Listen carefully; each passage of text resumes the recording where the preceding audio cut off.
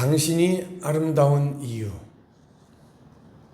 언제나 그 자리에 있다는 건 뿌리 깊은 나무처럼 어려울 때 흔들리지 않는 한결같음 때문입니다. 정말 믿음직스러운 건 껍질을 벗어 드러나는 민낯의 부끄러움이 있어도 그대로를 보여줄 수 있는 은근한 저력 때문입니다. 사람이 꽃보다 아름다운 건 넘어졌어도 아팠어도 가슴에 품은 빗줄기 따라 더 진한 향기를 뿌리며 상처를 만져주기 때문입니다. 계절의 여왕, 장미의 계절, 그 어떤 이름으로도 어제 그 자리에 있었고 오늘 역시나 그 자리 빛내는 인생별, 사랑의 도장 꾹 찍어낸 멋짐과 감동, 미치도록 사랑스런 당신 때문입니다. 네, 간질간질한 시죠. 이 시뿐만 아니라 저는 시를 어쨌든 쓸 때마다 항상 그런 마음을 품고 살아가는 게 나를 좀 더 활기차고 인생을 뭔가 좀 이렇게 의미 있고 촉촉하게 살아갈 수 있는 그런 모티브가 되는 것 같습니다. 요즘 많은 그 정보의 홍수 시대 속에 살아가고 있잖아요, 우리가. 수많은 인터넷 정보의 홍수, 하루에도 수십 개, 수백 개, 수천 개의 그런 정보들을 우리가 보고 듣고 그렇게 살아갑니다. 근데 그 많은 것 중에서 저는 그래도 가장 좋은 게 뭐냐면은 이런 사랑에 대한 이야기를 하는 거, 사랑에 대한 어떤 글귀, 이런 아름다운 모습들이 참 좋습니다. 그래서 저는 삶이 아름다운 것은, 또 삶이 살만하다고 하는 것은 사랑이 있기 때문이다 말씀드렸죠. 나를 향한 하나님의 사랑, 그 하나만으로도 충분하고 내가 받은 그 사랑을 이 세상에서 나도 사랑하며 살아갈 수 있다는 그것이 나에게 가장 큰 행복이고 기쁨이고 삶의 의미이기도 합니다. 나를 살게 하는 힘이기도 합니다. 그래서 오늘 이 빌립보서 말씀을 마감하면서 아름다운 인사, 사랑은 처음도 과정도 끝도 아름다운 한결같음이어야 한다 라고 하는 것을 말씀드리기 위해서 이 시를 택했습니다.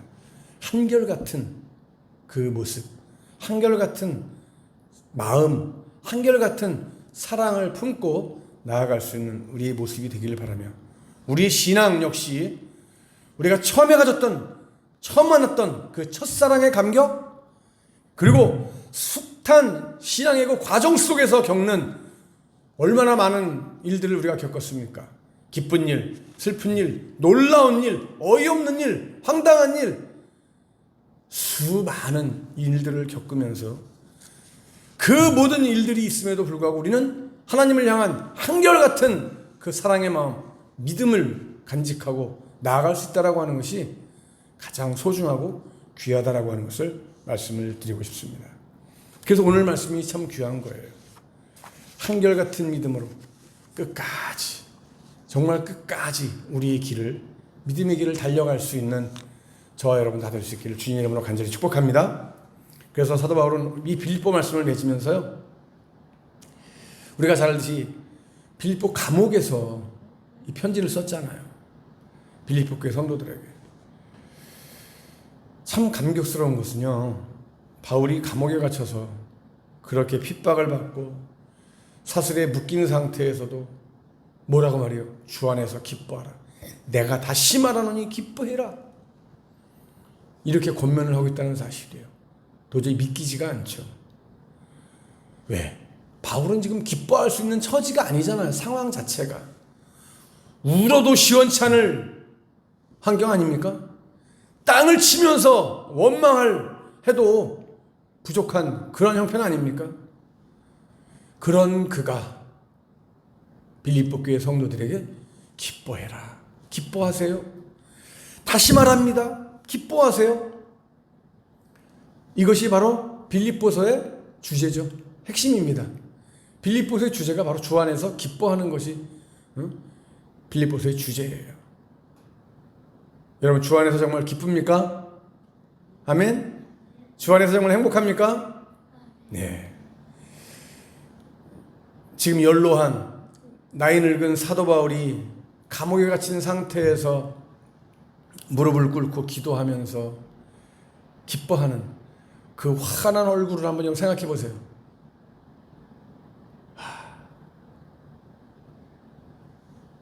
사도 바울의 얼굴을 생각하면서 이 시간에 지금 한번 내 얼굴을 한번 활짝 펴보세요. 활짝 펴보세요. 웃어요. 인생고에 찌든 내 얼굴 인상 쓰지 말고 환하게 웃어보세요. 활처럼 아래로 휘어진 입술을 한번 귓꼬리로 올려보세요. 그리고 내 가슴에는 성령님을 두 팔 벌려서 끌어안고 주님께 감사의 기도를 한번 드려보세요. 기쁨의 능력이 사도 바울에게 임했던 것처럼 나에게도 샘물처럼 솟아나게 될 줄로 믿습니다. 이러한 삶이 되기를 간절히 축복합니다. 25년에는 반드시 그렇게 되기를 간절히 축복합니다.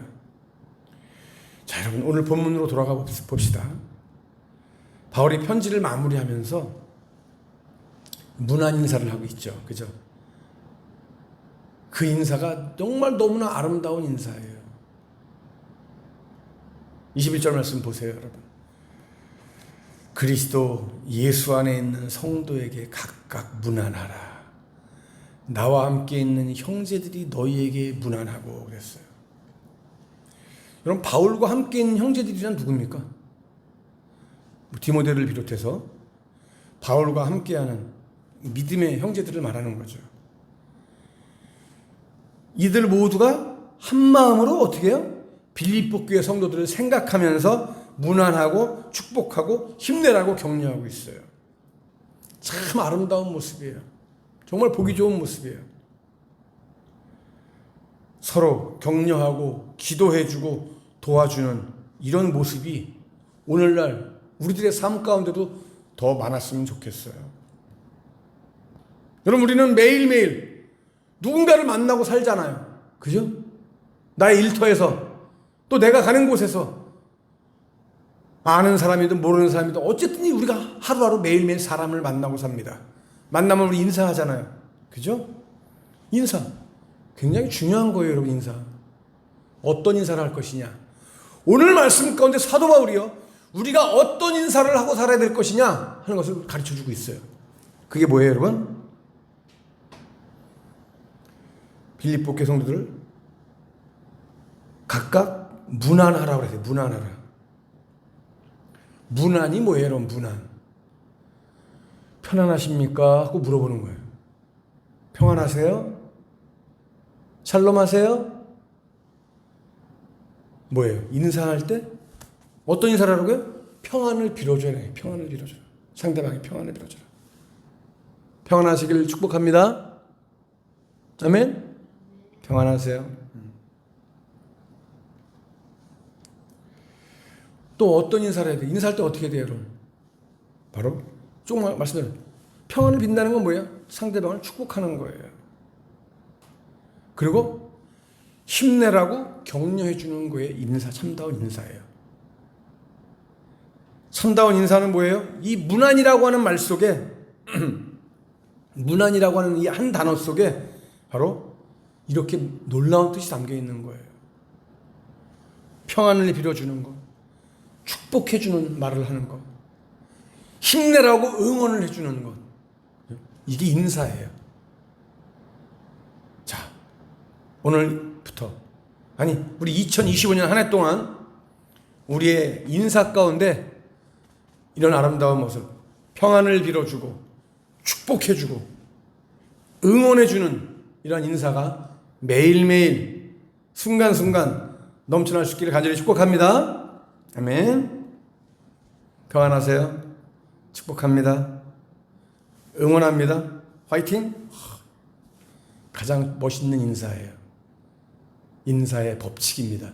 인사의 정도입니다. 신앙생활 하면서 목회를 하면서 보면 우리가 30여 년 전까지만 해도 옆교회, 이웃 마을에서 어느 교회에서 부흥회를 한다 그러면은 성도들이 함께 참여해가지고 같이 은혜 받고 그랬어요.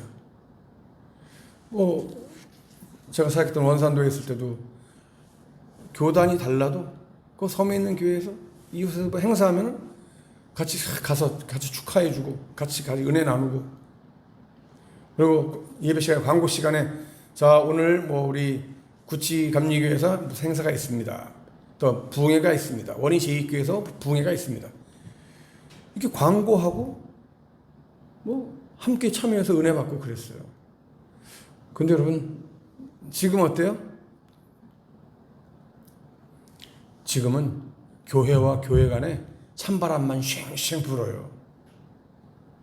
심지어는 교인을, 성도들을 빼앗아가다시피 하기도 합니다. 정말 가슴 아픈 현실이고 일이죠. 여러분 지금 사도 바울이요 감옥에서 빌립보 교회를 걱정하고 있어요. 빌립보 교회를 염려하고 있어요. 근데 여러분 잘 아셔야 돼요.